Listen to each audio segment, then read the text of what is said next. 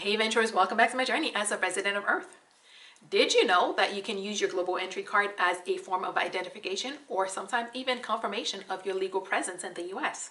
Yeah, because your global entry card is a form of identification that is issued by the US government, more specifically, the CBP, the same CBP that is responsible for making sure that everyone who is in the US is there legally, the same CBP that ICE is under.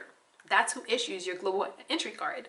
Therefore, they should be familiar with your global entry card as an identification with your name and picture on it. Why is this important?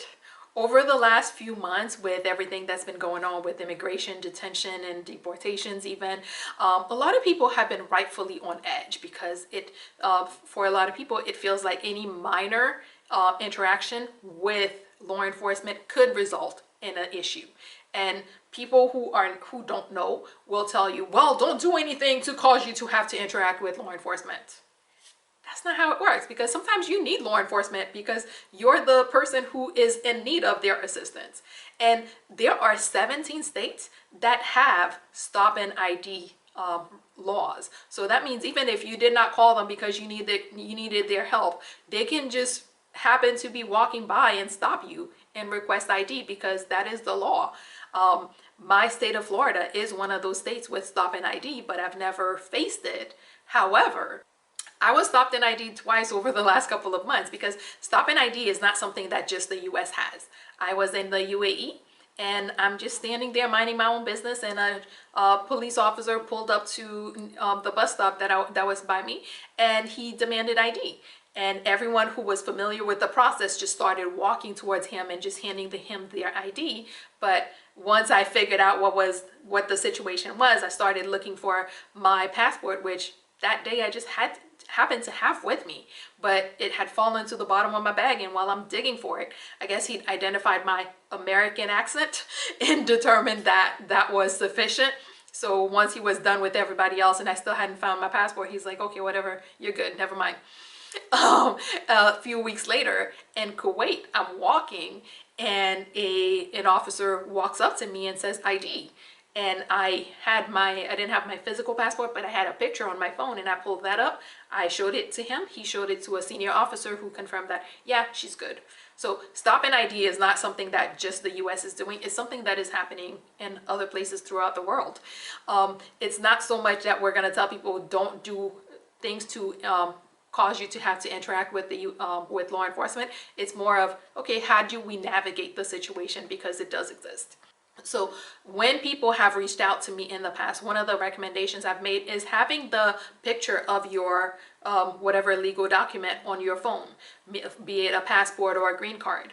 But I also have to make the warning that a picture of an ID is not a legal form of identification, because and as such, they do not have to accept it. So just because a picture of your passport shows that, yeah, this person probably has a US passport, but the officer doesn't have to accept it because it is not the official legal document.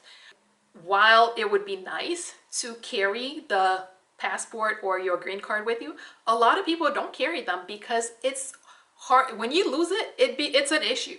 If you lose your passport, there's a whole process you got to go through to report it lost, and then get a new one issued, and that takes several weeks, maybe a couple months, depending on when it is, because sometimes getting a passport is 2 to 3 months or even longer. If it's a green card, it's even more complicated. It takes even more time and costs even more money. So both replacing a passport and replacing a green card could be very expensive. So that's one of the reasons a lot of people just don't carry them around. I know that I don't know how other ethnicities do it, but Haitian kids, we don't have passports. We don't have green cards. We borrow our parents' green card that has our name and our picture on it. We borrow our parents' passport that has our name, our picture, and personal information on it. We don't own these. And when we're done using them, we got to put them back. And that was the process when I was younger. And for some people, even in adulthood, that's still the process, because yeah, some of y'all needs an adult to keep your passport. But For a lot of different reasons, people don't always have those documents with them physically, the official document. And when you're in a situation when you need to prove your legal presence in the country, sometimes you need certain things. And that's where the global entry card can come into play. Because with the global entry card being an identification that is issued by the CBP, issued by the federal government, in order to be accepted into the Trusted Partner Program and get a global entry card, you have to apply to CBP. You complete the application where they're asking you a bunch of information about your history, your travel history, your work history, and all that stuff to confirm that you're, I guess, a good steward of your community, a good citizen, not necessarily citizen of the US, but a good citizen of the community. But there's a whole process to receiving a global entry card. You also have to be interviewed by a member of CBP. You have to present physically in person. Each person applying for a global entry card has to be physically present at an interview for your global entry as part of your global entry application process. So by the time you receive a card, it means that CBP is aware of your presence in the United States, and they have confirmed that you are legally allowed to be in the United States. So because of that, your global entry card can serve as confirmation of your legal presence in the United States.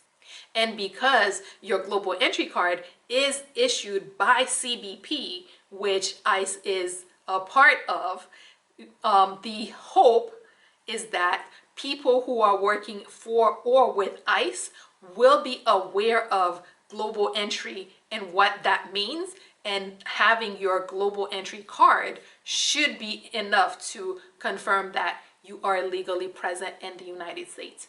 And then on top of that, you still get all the same benefits of global entry, such as faster entry into the US when you're coming back, and a lot easier process for getting through TSA.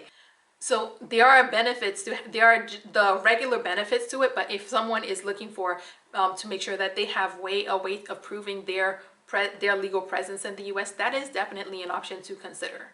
The other thing to keep in mind is if you are applying for a global entry card for yourself, make sure you apply for any minor children that you have, because the global entry application for minors who apply with their parents, the fee can be waived.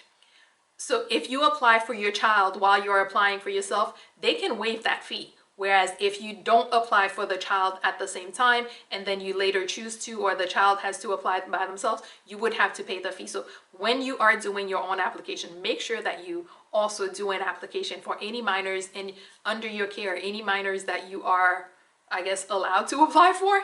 So make sure that you take the time and do that. And even if you do have a global entry, you do get the global entry card, I would still carry a copy or an image of my physical passport or an image of my green card, just because, you know, why not have as much as much protection as you can.